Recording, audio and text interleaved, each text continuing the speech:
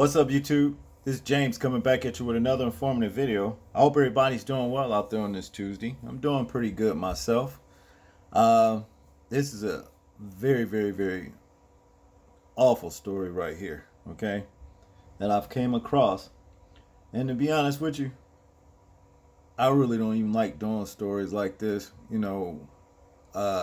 especially when I see, members of our race committing heinous crimes towards their own people like this, But I understand that, yeah, of course, we have very low life, you know, despicable bastards as these two men, as to what, in our race, as to what they've done to this sister and her two children. It's awful. It's terrible. But as the Father's word says, in the end times, the hearts of men, or the love, or what have you, will wax cold. Well, I can definitely see in this situation right here, that's just what it is. Okay? And it says here, ex-roommate made mom watch him stab and decapitate her children to punish her for not having any money or valuables to steal. See, now, if it's anybody that qualifies for instant capital punishment, ever in history, this bastard is the one. Him and his buddy. Okay, because it was two men that did this heinous, horrifically heinous act towards this lady right here and her two children. It's awful, man. But to get into the story, horrific new details of a triple homicide involving a young Arkansas's mother and her two children have emerged, including how one of their attackers forced the woman to watch as he slaughtered her children in front of her before stabbing her to death. Robbery is wrong. And robbery is one thing, but to murder somebody and to carry out a heinous act for them not having, or the woman not having them, money or whatever, you understand? What kind of shit is that, man? Far as I'm concerned, these two bastards right here are demonic and need to be put. As far as I'm concerned, they're too filthy to even bury. Their ashes is even too toxic if they were cremated to release to the wind. Anywhere, But I digress. The disturbing information was revealed in court Wednesday, October 16, during opening statements in the trial of 26-year-old Michael Ivory Collins for the brutal slaying of 5-year-old Layla Fisher and 3-year-old Elijah Fisher and their mother, 24-year-old Mariah Cunningham. Prosecutors said Collins and his brother, 23-year-old William Alexander, broke into the family's apartment in December 2016 to rob them. But Collins ended up killing Cunningham and her young children when they weren't able to get the money and valuables they come for. Well, they come there for.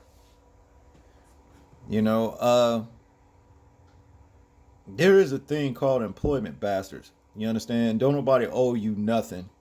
The only thing that owed to you now is death. You see, for what you did to those people.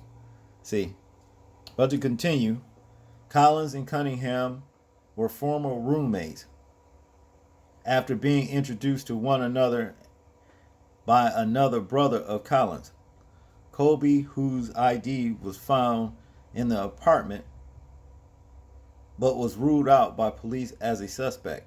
Detectives said Cunningham let Collins live with her for a period of time because he needed a place to stay in Little Rock. At some point, Collins became convinced that Cunningham had more money and valuables than she actually did. And when he and Alexander came to rob her, he became angry and decided to punish the woman for not having anything valuable to steal. Mm-mm-mm. Was it Alayla was the first to die, Senior Deputy Prosecutor Barbara Marina said. Some people you can't help. You see? Some people you just cannot help. Alexander held Cunningham down and made her watch while Collins stabbed Alayla around 24 times before attempting to saw her head off.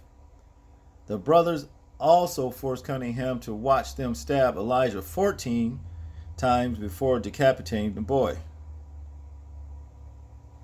The two men then stabbed Cunningham to death and left, taking only the family's TV and an Xbox game console with them. See, yeah, they doing shit. You know, this is off. They doing shit like what? The enemy. These are basically programmed, enemies of our own people. You understand?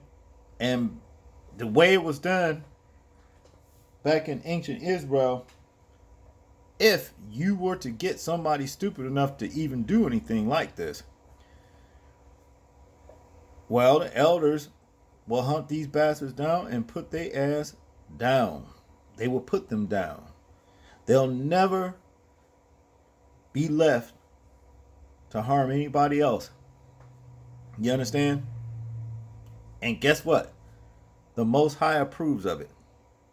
But see, this law, this corrupt law over here, first thing they want to do, the law want to get to them and lock them up where they save them, and they use them for some labor, slave labor, so they say. But as far as I'm concerned, they need to instantly put these bastards down for doing this shit.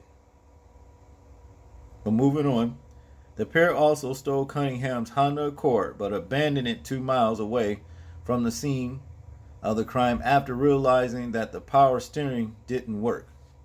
Should have fucking crashed.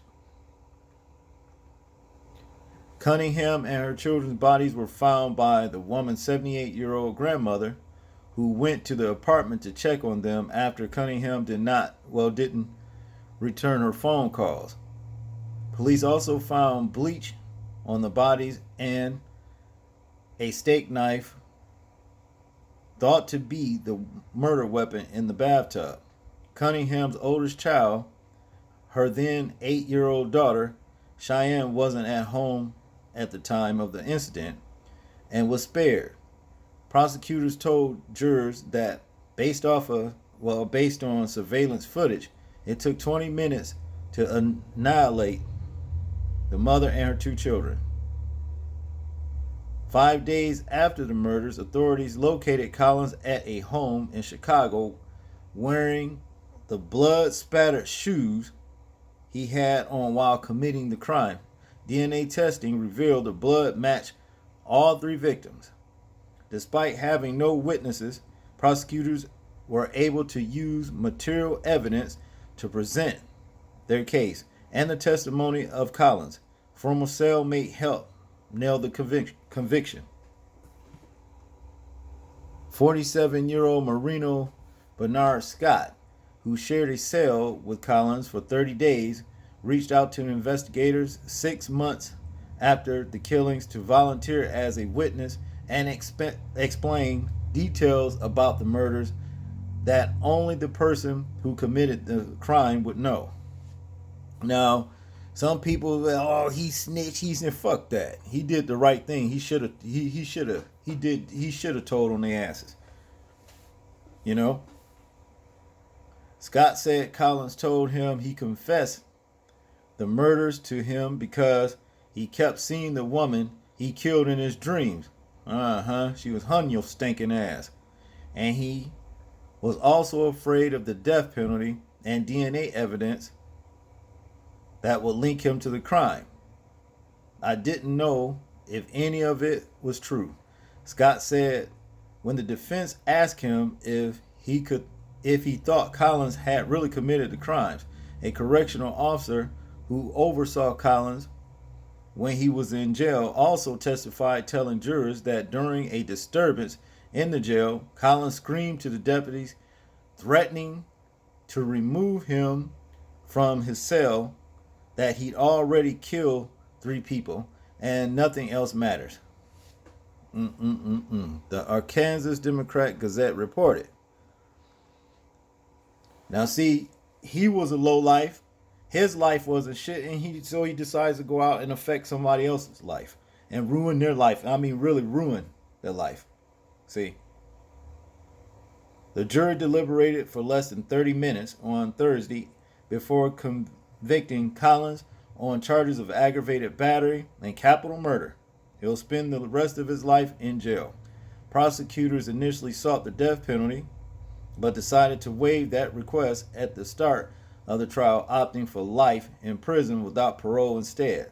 Collins' younger brother, William Alexander, is scheduled to stand trial for his role in the killing in November. I think you should have gave the bastards, y'all should have pursued the death penalty and gave it to them. They deserve every bit of it. You understand? How could you do that to these 3 people right here? You know, this was a single mother with her 2 children. You understand? And it's still a blessing that the daughter Cheyenne wasn't at home in the house, because these bastards would have did the same thing to her. Over a robbery. I mean, over nothing. I mean, material, just money. This is awful. This is an awful situation. You know, I hope that, at least if they didn't give you, well, it says, in the Father's word that a murderer can never have salvation in his flesh. Okay? While he's still alive. So in other words, you heard the bastard cry and say, all he do is see her in his dreams. See? So hopefully, he take himself out. Hopefully he take himself out for what he did to this woman and her children. Y'all tell me what y'all think about this terrible crime right here, this terrible story. Like I said, we just can't ride for everybody that happens to be, of the same race that we are, because we got too many lowlifes among us that don't give a damn about us as a people, and basically really just for the enemy. They do as the enemy do to us. You see? But y'all like, comment, share, and subscribe. And please remember to live your life as though we are being watched, because we certainly are. This is James, and I'm out. Peace.